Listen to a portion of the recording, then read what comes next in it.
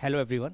आज मैं चैप्टर लेकर आया हूँ आपका लीनियर प्रोग्रामिंग क्लास 12th का। तो हम स्टार्ट करते हैं अब आपका लीनियर प्रोग्रामिंग। आपको पता ही है कि लीनियर प्रोग्रामिंग आपके जो सिलेबस में है वो 4 और 5 मार्क्स का बोर्ड में आपका आएगा। 4 और 5 मार्क्स का आपके बोर्ड के लिए ये बनाया गया है। बहुत आसान चैप्टर है। इसमें अब आपको एक एमसीक्यू जरूर मिलेगा और आपको एक ग्राफ का एक क्वेश्चन आपको बोर्ड में मिलेगा ही मिलेगा आपके लिए। तो सबसे पहले स्टार्ट करते हैं आपके ऑब्जेक्टिव फंक्शन। ठीक है, ऑब्जेक्टिव फंक्शंस में सबसे पहले आपका एक फंक्शन मिलता है आपको, एक ये z is equal to a x plus b y. इस फॉर्म में आपको हर एक क्वेश्चन में इसके चैप्टर का जो भी क्वेश्चन आपके पास मिलेगा, आप जो भी कभी करेंगे तो आपको z आपको जो z की इक्वेशन है वो आपको हमेशा गिवन होगी होगी। उसी z से आपको पता लगाना पड़ेगा कि उसी क्वेश्चन में लिखा होगा कि उसको मैक्सिमाइज करना है या मिनिमाइज करना है, मतलब मैक्सिमम वैल्यू आपको चेक करनी है, मतलब लेनी है, और या मिनिमम वैल्यू आपको लेनी है। तो सबसे पहले देखिए, जो z है आप सिंपल z का काम ये होगा कि वो मैक्सिमम वैल्यू या मिनिमम वैल्यू। आपका जो एक्स वाई है वो आपको डिसीजन मेकर होगा, वो आपका डिसीजन वेरिएबल्स होंगे, ये याद रखिएगा। ये आपका कभी कभी आपके एमसीक्यू में क्वेश्चन पूछ दिया जाता है। तो आपको पता होना चाहिए कि जो z होगा वही आपकी क्लियरिटी से आपको बता सकता है कि वो आपको क्वेश्चन मैक्सिमम वैल्यू लेनी है या मिनिमम वैल्यू लेनी है। मैं आपको ये जब बताऊंगा जब हम आगे क्वेश्चंस करेंगे। तो नेक्स्ट स्लाइड आपकी आती है आपके दो तरीके की। आपको दो तरीके के आपको ग्राफ में क्वेश्चन मिलते हैं। ठीक है, आप देखिए मैंने एक क्वेश्चन लिया है 3x plus 6y greater than और इक्वल टू है आपके 12 के। बड़ा ध्यान रखिएगा, ये आपको एक इक्वेशन दी हुई है। सबसे पहले आपको क्या करना है, आपको क्वेश्चन में सबसे पहले आपको लेट करना है, क्योंकि ये जो क्वेश्चन दे रखा है वो इनइक्वलिटीज में दिया हुआ है। आपको इनइक्वलिटीज में सॉल्यूशन नहीं करना है, आपको सबसे पहले लेट करके उसको इनइक्वलिटीज को हटा के आपको इक्वल टू करना है। ये आपका फर्स्ट स्टेप आपका रहेगा ही रहेगा। आप छोटी क्लासेस में आप लोग ये सीख कर आए हुए हो कि जब आपके पास कोई इक्वेशन होती है तो आपको ग्राफ के लिए, आपको ग्राफ ड्रॉ करने के लिए आपको वैल्यू कुछ पुट करनी होती है। आप x के लिए 0 पुट करेंगे, आप x के लिए 0 पुट करेंगे तो y आपका 2 आएगा, और x के लिए हम 4 पुट करेंगे तो आपका y कितना आ रहा है, 0 आ रहा है। तो इस तरीके से आपका ग्राफ ड्रॉ करना है। फिर आपने ग्राफ ड्रॉ करा, ग्राफ ड्रॉ हो गया। आप कहोगे कि सर ये शेड कैसे किया, बेटा एक बार ध्यान में रखिएगा, ये स्टेप मोस्ट इंपॉर्टेंट है कि आपको चेक करना होता है कि जो इनइक्वलिटीज आपको दी हुई है वो ट्रू है या फॉल्स है। तो ये आपको पता ट्रू और फॉल्स पता करना है कि वो ट्रू। आप देखिए कि आपको इक्वेशन है 3x प्लस 6y ये 12। आपको इसकी जगह एलएचएस की जगह यहां पर आपको 0 पुट करना है। आप 0 पुट करिए और आप चेक करिए क्या 0 बड़ा और इक्वल टू है 12 से। क्या 0 बड़ा हो सकता है 12 से? नहीं हो सकता। तो ये आंसर क्या बेटा इसका? ये आंसर है फॉल्स है। बेटा अगर फॉल्स है तो ओरिजिन के अगेंस्ट में, आपके ओरिजिन के अगेंस्ट में आप उसको शेड करेंगे। अगर ट्रू होता तो ओरिजिन की तरफ आप इसको शेड करते। मेरा फॉल्स है तो मैंने ओरिजिन की बाहर की तरफ इसे शेड कर रहा हूं, ये याद रखिएगा। मेरा क्लियर है ये वाला क्वेश्चन। अब आते हैं इसी क्वेश्चन के लिए नेक्स्ट क्वेश्चन पे आते हैं। आप जरा नेक्स्ट देखेंगे, आपका क्वेश्चन है 3x plus 6y less than 12। आपको इन दोनों क्वेश्चन में क्या आपको डिफरेंस पता चला है कि यहाँ पे इक्वल टू का साइन था, यहाँ पे इक्वल टू का साइन नहीं आया है। ये बात ध्यान में रखिएगा, ये डिफरेंस। अब आपको मैं बताऊंगा ग्राफ के टाइम बताऊंगा कि दोनों क्वेश्चन में क्या डिफरेंस है। आंसर भले ही बिल्कुल सेम आए, लेकिन आपको डिफरेंस जो बताऊंगा डिफरेंस क्या है। सबसे पहले आपको स्टेप नंबर 1 में क्या करना है बेटा, आपको लेट करना है, जो कि मैंने आपको बताया है कि सबसे पहले लेट करना है। आप इनइक्वलिटीज को हटाकर, आप ग्रेटर देन लेस देन को हटाकर आप इक्वल टू का साइन बनाएंगे। उसके बाद आपको क्या करना है बेटा, उसके बाद आपको ग्राफ ड्रॉ करना है, जो कि आपको मैंने बताया था, एक्स की वैल्यू पुट करो और वाई की वैल्यू वहाँ पे फाइंड करो।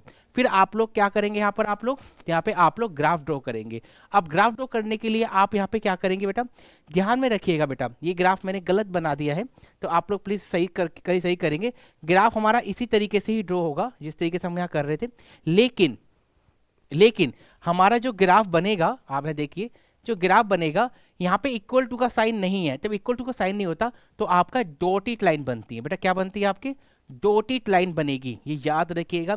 जब आपके इनइक्वलिटीज में इक्वल टू का साइन नहीं होता है तो आप डॉटेड लाइन से आप ड्रॉ करेंगे, और अगर इनइक्वलिटीज के साथ इक्वल टू का साइन आ रहा है तो आप उसको मतलब आप पूरा प्रॉपर एक लाइन बना सकते हैं, डॉटेड लाइन नहीं बनाने की नीड है।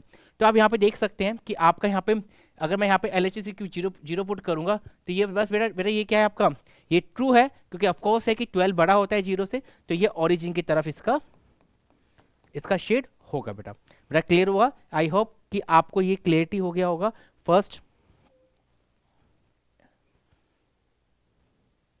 फर्स्ट कि आपका लीनियर प्रोग्रामिंग का मैंने आपको बताया था कि आपका जेड का काम क्या होता है, आपको मैक्सिमम और मिनिमम वैल्यू का पता करना।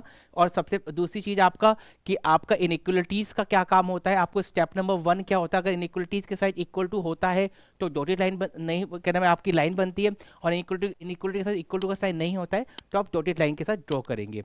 तो मेन बात आपका ये होता है। तो अब आते हैं हम आपका, अब आते हैं आपके नेक्स्ट उस पर। तो अब आते हैं आपके क्वेश्चन पर। तो आपका जो क्वेश्चन है, आपका 1 मिनट आपका क्वेश्चन देखते हैं कि solve the following linear programming problem graphically minimum. आपको देखो अब यहाँ पे देखो क्या बोला है इसने, यहाँ पर आपको उसने मिनिमम वैल्यू बोली है। मिनिमाइज मतलब मिनिमम वैल्यू आपको पता करनी है। तो मिनिमम वैल्यू है जेड दिया हुआ है ये देखो जेड का काम यहाँ पर है। आपको सब्जेक्ट आपको इक्वेशन दी हुई है ये दोनों। आप सबसे पहले आपका काम सबसे पहला क्या है बेटा, आप क्या लेट करेंगे, सबसे पहले आपका काम क्या था, x plus 2y is equal to, inequalities को हटाकर आपको इक्वल टू का साइन लगाना है, 3x plus 4y is equal to 24। Clear है बेटा।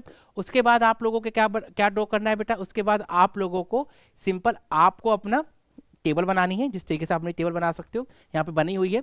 तो आप देख सकते हैं यहाँ पर बेटा आप लोग यहाँ पे आपके ग्राफ आपका बना हुआ है, यहाँ पे देखिए ग्राफ बना हुआ है, यहाँ पे शेडिड है राइट।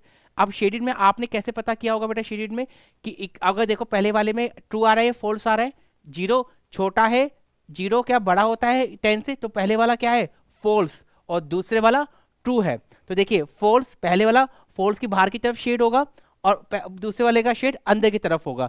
तो हमेशा हम कॉमन पार्ट को देखते हैं। किस पार्ट को देखते हैं बेटा, हमेशा हम उस कॉमन पार्ट को देखते हैं। अब उस कॉमन पार्ट का जो भी आपका ये जो कॉमन पार्ट आया है, ये जो कॉमन पार्ट आपका आया है, आपका जो कॉमन पार्ट आया हुआ है, उस कॉमन पार्ट के जो भी कोऑर्डिनेट आए हैं, देखिए ए बी सी, जो कॉमन पॉइंट आपके कॉमन पॉइंट कोऑर्डिनेट होते हैं उनको आप एक जगह लिख लेते हैं, 0,5 4,3 0,6, जो भी आपको कॉमन पॉइंट आपके ग्राफ का आता है। ठीक है बेटा। उसके बाद आपकी जो अब आती है जेड की वैल्यू, जो आपने जेड लिया हुआ है, जो जेड आया हुआ है, अब आप जेड में ये वैल्यू आप ये दोनों कोऑर्डिनेट पुट करेंगे। जब मैंने जेड की वैल्यू में 0 5 कोऑर्डिनेट पुट किया तो मेरा आंसर आ रहा है 2500। फिर मैंने 4,3 पुट करा तो 2300, और अगर 0,6 किया तो आपका 3000 आ रहा है। और आपसे क्वेश्चन में पूछा गया है मिनिमम वैल्यू, बेटा कौन सी वैल्यू पूछी गई है आपकी, इन तीनों में से सबसे छोटी वाली कौन सी आ रही है, वो 2300 आ रही है। तो आप उसमें 23 आपका फाइनल आंसर होता। और अगर वहां पे मैक्सिमम वैल्यू पूछी जाती तो आपका आंसर क्या होता बेटा 3000। ये पूरा करने से आपका पूरे के पूरे 5 नंबर आपको आपके मिलेंगे, आपको पूरे आपके ग्राफ पेपर में। क्लियर। अब आते हैं आपके लास्ट पार्ट पे, जो आपके एमसीक्यू आपको मिलता है। क्वेश्चन आपने कंप्लीट कर दिया 4 नंबर का। अब आपके पास एक एमसीक्यू आपका एक लास्ट टॉपिक होता है ग्राफिकल मेथड।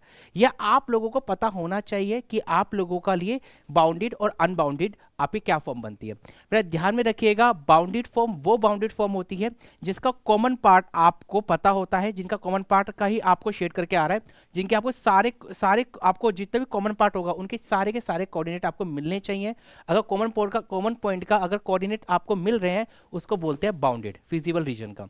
अनबाउंडेड जिसका कोई भी कॉमन पॉइंट नहीं आ रहा होता। आप देख सकते हैं इसका शेड बाहर की तरफ हो रहा है, इसका ये कॉमन पार्ट तो आ रहा है लेकिन यहाँ पे इसका कोई कॉमन पॉइंट नहीं आ रहा है, इसको आप बोलते हैं अनबाउंडेड रीजन।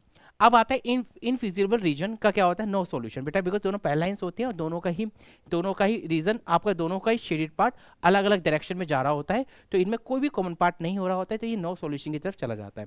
बेटा ये चीज को ध्यान में जरूर रखिएगा ग्राफिकल मेथड में, इनफिजिबल रीजन और इनफिजिबल रीजन में, क्योंकि इनफिजिबल रीजन में बाउंडेड और अनबाउंडेड रीजन होता है। आपको पता है बाउंडेड रीजन कौन से होते हैं, जिनके कॉमन शेड आ रहा होता है, कॉमन शेड का आपको सब उस कॉमन शेड का जो भी होगा उसके आपको सारे कोऑर्डिनेट आपको मिलने चाहिए। पर अनबाउंडेड में ऐसा कुछ नहीं होता वो अनबाउंडेड फिजिबल रीजन में ही होता है, लेकिन उसका कोई कॉमन पॉइंट आपको नहीं मिलेगा।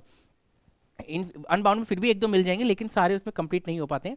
इनफिजिबल रीजन में तो आपको नो सॉल्यूशन है सीधा सीधा, क्योंकि उसमें तो कुछ भी आपका कोई भी कॉमन पॉइंट उसमें आएगा ही नहीं। तो मेन बात ये है, आपका ये कंप्लीट होता है हमारा linear programming introduction part. Clear. Thank you so much.